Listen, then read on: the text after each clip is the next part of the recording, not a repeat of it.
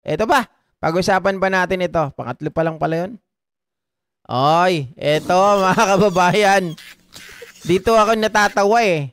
Bato, hindi daw takot pero nawawala na. Remember mga kababayan, itong si Senator Bato daw ay 2 araw nang hindi uma-attend mga ka-GP sa session ng Senado.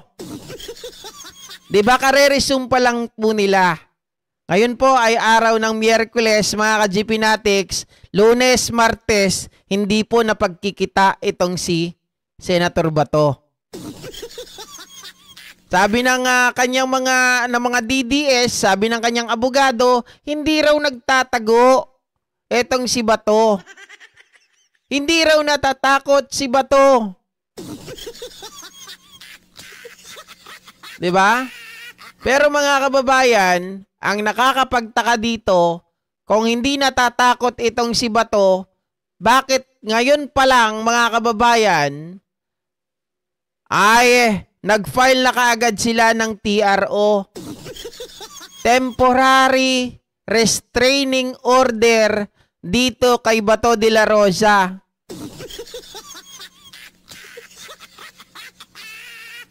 Ibig sabihin, GP natatakot na ba to? Ayaw lang nilang ipaalam. Well, it makes sense na itong si Bato de la Rosa ay natatakot talaga. Gaya ng pagkatakot niya nung una po na magkaroon ng warrant of arrest. Mga ka-GP itong si Digong Duterte na kalaunan ay inilipad agad sa dahig. Kamukat-mukat mo noon, nalaman ni De La Rosa dahil daw sa kanilang intel na meron ng warrant of arrest at binerify nila ito. Subalit mga kababayan, hindi daw po nila alam kung sino-sino yung sakop ng warrant of arrest ni Digong Duterte. At nakita natin si Bato, nagtatago. Mga kababayan, doon sa bundok, ang palusot niya, siya daw po ay nangangampanya. Nagtatago na sa bundok, nagtatanim na ng kamote. 'Di ba? Mga ka-GP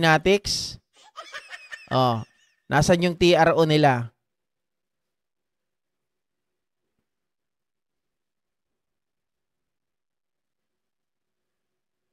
Teka lang ah.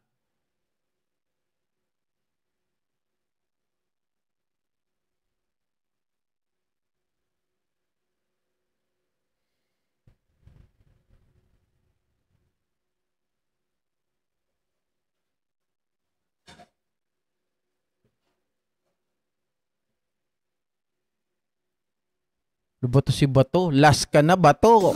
Nawawala ka pa. Ano ba naman yan?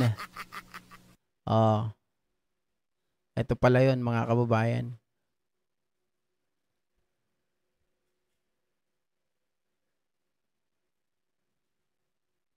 Ayan, yung temporary restraining order nila Torion, mga kababayan. Ito, pakita ko sa inyo.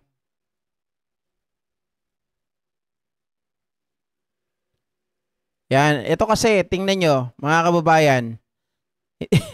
hindi raw to hindi raw takot. Hindi raw takot, pero bakit nagre-restraining order kayo? Ang ibig sabihin ng restraining order, mga kababayan ay pigilan, 'di ba? Pahintuin. Kagaya po ng ginawa ni Jinggoy Estrada dito po, mga kababayan, kay Bryce Hernandez, 'di ba? Nag-TRO din si Jinggoy Estrada kay Bryce Hernandez. Sabi niya, wag daw hayaan na magsalita itong si Bryce Hernandez. Pero hindi po yan kinatigan ng korte. Ngayon naman, mga kababayan, yan ang ginagamit nila Bato de la Rosa. Yan. Yan po sabi dito. Ay, sorry, mali pala. Ba't hindi nyo nababasa ng buo? Wait lang.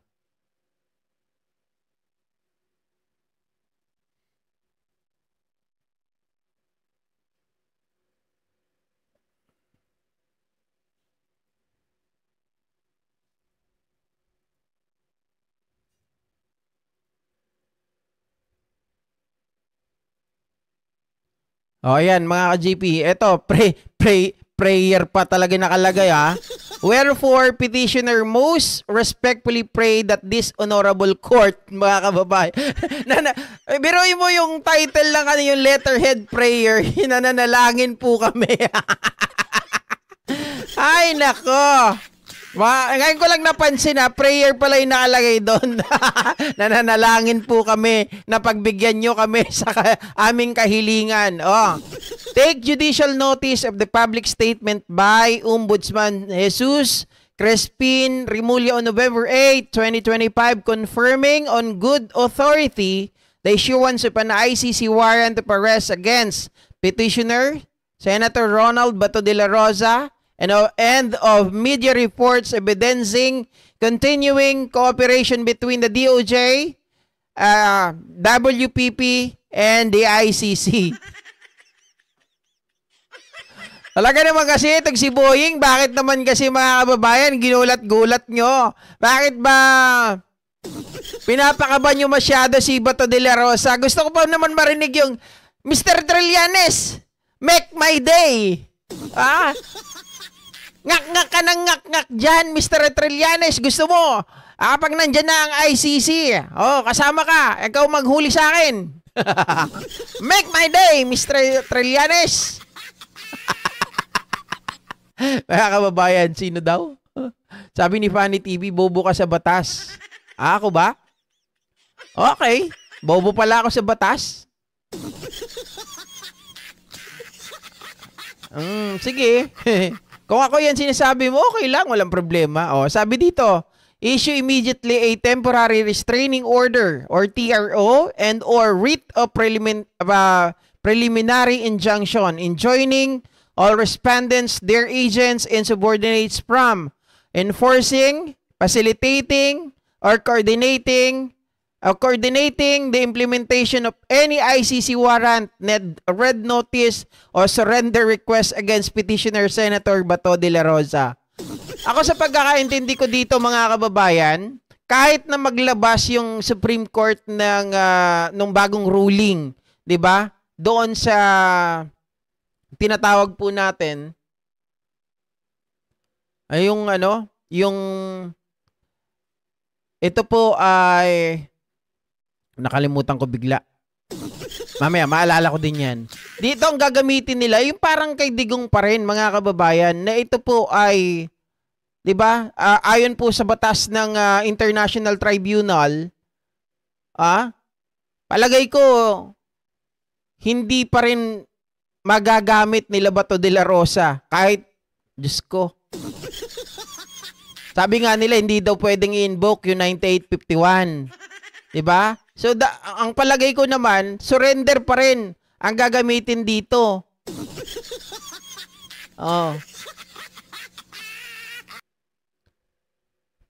Sabi dito, extending any form of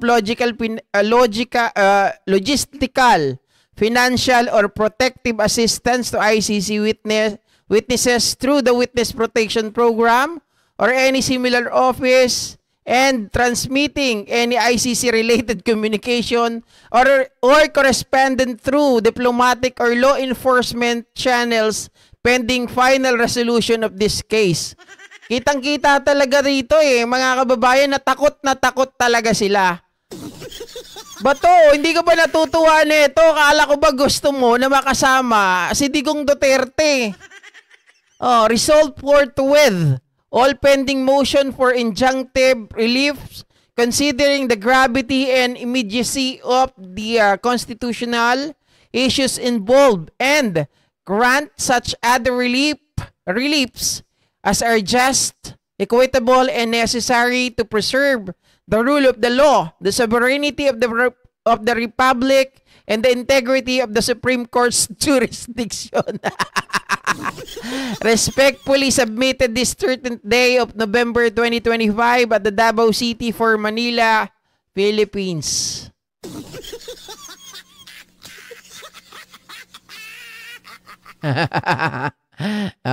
Di ba, mga kababayan? Hindi, ako naman, eto na nga di ba? Hindi ako magpapakatanim-tanim ng magpakalalim-lalim dito sa usapin na to. Basta ang nakikita ko rito, mga kababayan, takot si Bato de la Rosa at ang kampo ng mga DDS. Kaya dito, pinangungunahan na nila. Nag-file na kaagad sila ng TRO para hindi ma-implement, mga kababayan, or hindi makipagtulungan ang gobyerno. Pero basid po sa DOJ, mga kababayan, ayon sa kanila, kapag may warrant of arrest talaga, ay kailangan itong aksyonan ng gobyerno natin. Di ba? Oh. At yung nabasa ko din, ayon sa ibang mga abogado, mga ka-GP Natics, ay hindi nga po gagamitin dito ang extradition. Ang extradition kasi hindi rin yan ginamit kay Digong Duterte. Tandaan nyo, hindi po ginamit ang extradition kay Digong Duterte. Ang ginamit din kay Duterte ay surrender, mga kababayan. Ibinigay ito. Okay? So, sabi ko, kaya ko nababanggit kanina na kahit naglabas ng bagong ruling ang Supreme Court na kailangan dalin muna sa competent court, mga kababayan, sa local court natin, ang isang taong nasasakdal, 'di ba, ng crimes against humanity ng ICC ay kailangan idaan muna sa kanila kung ito ay papayagan ng Supreme Court. Palagay ko, sabi kong ganon, hindi pa rin ito mangyayari kasi doon sa inilabas nila, ayon doon sa ibang mga abogado, kaila Attorney Santa Maria, mga ka-GP Natics, kaya nga, etong, tawag dito, kaya tinatawanan lang. Etong mga abogado, nila Bato de la Rosa, kasi wala daw po magagawa yan. Base kay, sabi ni si Gabriel, base kay Attorney Conti, hindi extradition kundi pagsuko. Ayun nga, mga kababayan, yung sinabi ko kanina, na hindi extradition ang gagamitin. 'Di ba? Kagaya rin kay Digong, hindi rin extradition ang ginamit doon. Pagsuko din, surrender din ang ginamit doon, mga kababayan. Yung ginawa ng Supreme Court ngayon gumawa sila ng bagong ruling sa extradition. Hindi naman ay extradite. Etong si Bato de la Rosa, mga kababayan, kasi ang gusto nilang mangyari, kailangan daw, para ito ay ma-extradite, kailangan daw may parehong kaso dito, yung nasasakdal sa Pilipinas, sa state or sa estado, at the same time, doon po, mga kababayan, sa ICC, para daw ma-extradite. Hindi naman gagamitin yung extradition dito, so anong magiging silbi? Correct me if I'm wrong, mga kababayan, kasi ano lang to kumbaga para sa akin, dinaanan ko lang talaga to. Hindi ko to masyadong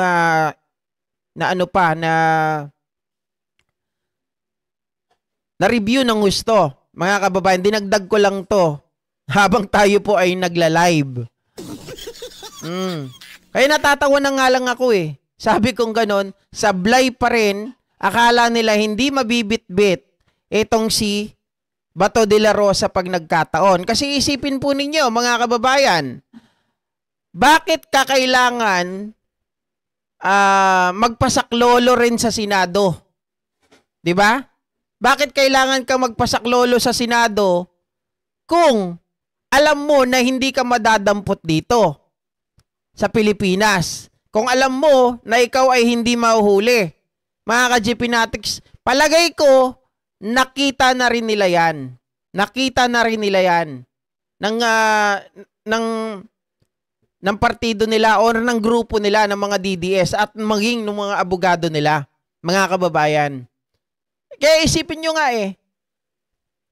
kung titingnan natin, sabi ni Bato de la Rosa, sabi nung iba dyan, hindi pwedeng hulihin si Bato pag siya po ay nasa loob ng Senado. Pero paglabas niya, ay pwede na siyang hulihin. O mga kababayan, ngayon, nakikita nyo, nagtatago, nawawala. Wala naman dahilan, hindi naman sasabihin niya, hindi, nangangampanya kasi kami. Diba? Make my D. Kailangan may puncher hole yan, waran kapag wala, sabihin ng mga tanga, ipeke yan. Sabi ni Sir Ping Laksamana. Gagawa ng batas uli ang Supreme Court, surrender naman ilalagay nila sa batas. Kaya lang paano nila maihahabol pa yon, di ba? Kung INC yan, alam na kung saan nagtatago. Pero mga kababayan, pwedeng si Bato de la Rosa, hindi, ganito yan. Hindi si Bato de la Rosa, hindi siya pupunta ng ibang bansa. May mas malaki ang posibilidad na hindi siya magpunta ng ibang bansa. Mas mabilis siyang mahuli, mga kababayan. Kaya kung nagtatago si Bato de la Rosa, maaring nagtatago ito kung saan lang din nagtatago sila Bantag. 'Di ba? Maaring nagtatago ito kung saan lugar mayroong underground. Nandyan yan.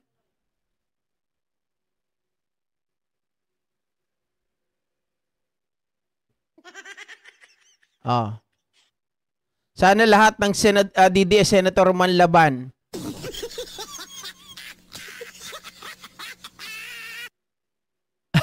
Ang tagal-tagal naman yan, mas magandang balita kung isasama si Sara Saltik. Mga kababayan, again, kaya si Sara ay hindi maisama sa mga nakakasuhan. Ngayon kasi nga po, impeachable official si Sara Duterte. Sa madaling sabi, the only way para makasuhan natin, magprogreso yung mga kaso, in fact, pwedeng kasuhan, pero hindi yan magpo-progreso. Mga kababayan, hanggang kaso lang yan, magiging archive lang yan for the meantime. Mga kababayan, bakit? Impeachable official po si BP Sara Duterte. So, kailangan ma-impeach muna siya bago po siya, yung mga kaso na ipinail sa kanya ay tumakbo. Otherwise, walang mangyayari. Diba? Kaya po nagtataka kayo, bakit hindi makasuhan si Sara Duterte samantalang yung nag-ano ng lighter, diba? Nakasuhan na sila. Kasi si Sara Duterte, kahit harap-harapan, nagsalita dyan, mga ka-GPnatics, hindi pwede. Impeachable official po kasi. So, dapat ang gawin dyan, mga kababayan, etong si Sara Duterte, ma-impeach. Pag na-impeach, saka nyo pukpukin lahat. Isampan nyo na lahat ang isasampan yung mga kaso laban sa kanya. Yan ay sigurado. Okay? GP, dapat din nating malaman na yung kaso ni Bato ay hindi panibagong kaso. Accomplished siya sa kaso ni Digong noong 2017. Sabi ni Alea Nabal, tapusin na ang mga demonyo. Tanggal ang yabang ni Bato pag mahuli na. Correct. Malamang itinatago siya ng mga iglesia ni Manalo, kulto. Sabi ni Ma'am Baby Agaid. Okay? Doon sila sa bundok ng CCPA. Bawal banggitin yung buo niya, na? Baka nasa KOJC Underground, pwede. Magtatago yan sa bundok. Mga kababayan, alam po natin, di ba? Ang alam ko kung di ako nagkakamali, yung asawa ni Bato de la Rosa ay former NPA. Baka mayari na naman yung channel natin dyan, NPA. Sa pundian ni Marco Beta nagtatago. Baka magkabuhok at balbas na si Bato para di siya makilala sa taguan niya. Maari. Pero kahit magtago yan si Bato, mga kababayan, yung lapad ng katawan niyan, malalaman at malalaman nyo na si Bato yan. Oo. Tama yun, Mama Erin Santiago. Pag hindi na siya BP, saka siya pwedeng saksakan ng napakaraming kaso. Diba?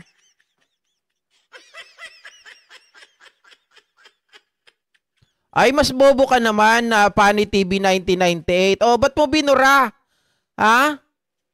Ay, si Happy Daisy pala nagbura. Mas bobo ka, Pani TV 1998. Okay? Anong sinasabi mong hindi immune si Sara Duterte? Impeachable official siya, wag kang tanga. Si PBBM, hindi mo pwedeng kasuhan habang siya ay presidente. 'Di ba? May immunity siya. Pero si Sara Duterte, mga kababayan, ang pinaka-immunity niya, yung pagiging vice president niya, kasi siya ay impeachable official. Ibig sabihin, mga kababayan, kay etong si Sara Duterte, pwede mong kasuhan, pero hindi gagalaw ang kaso niyan. Hindi siya pwedeng ipakulong, mga kababayan. Hindi kagaya ng mga senador. Si Sara, hindi kagaya ng mga senador. Ang mga senador, pwede mong kasuhan, pwede mong ipakulong. 'Di ba? Si Sara Duterte, mga kababayan, the only way na siya po ay makasuhan, ma-impeach muna siya. Kailangan ma-impeach muna siya. Para tumakbo yung mga kaso. Ay, mali, sorry. Para tumakbo yung mga kaso niya, kailangan ma-impeach po muna siya. Oh. Yun. Kabubuhan nito ni Pani. Oh, Pani ka talaga, 'di ba? Sobrang funny mo.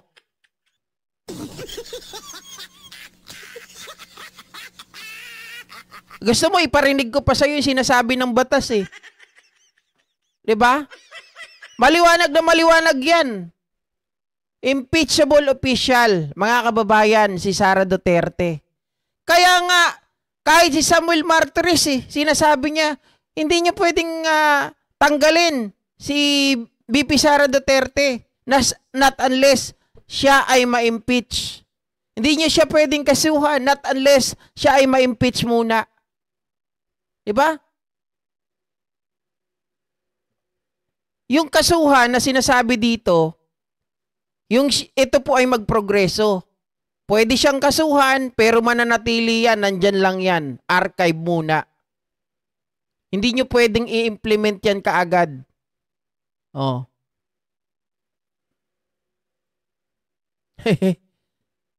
Kaya nga eh. Oh.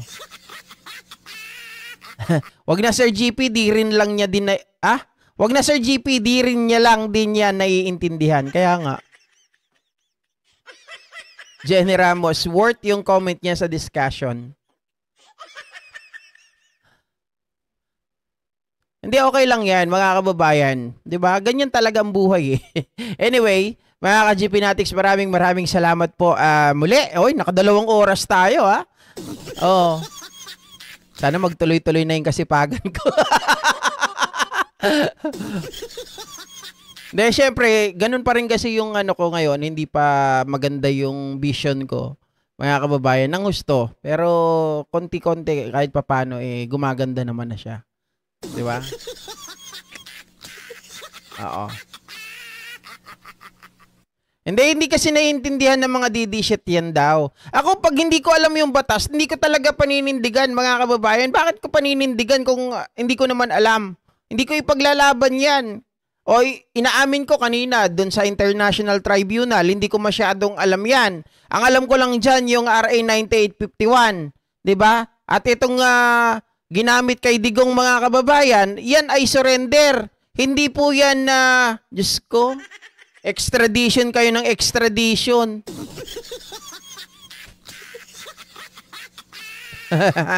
Di ba, mga kababayan? Bye GP, see you. Ay, thank you so much mga kababayan sa inyong lahat. Magkita-kita po muli tayo mga kababayan at sana pa-support na rin ng mga uploads natin at I'll try my best mamaya. Okay? Kung kaya pa natin. At sigurado bukas magkita-kita tayo mga kababayan sa hearing ng Senate Blue Ribbon. Okay? Huwag po natin yan palagpasin. Bye-bye!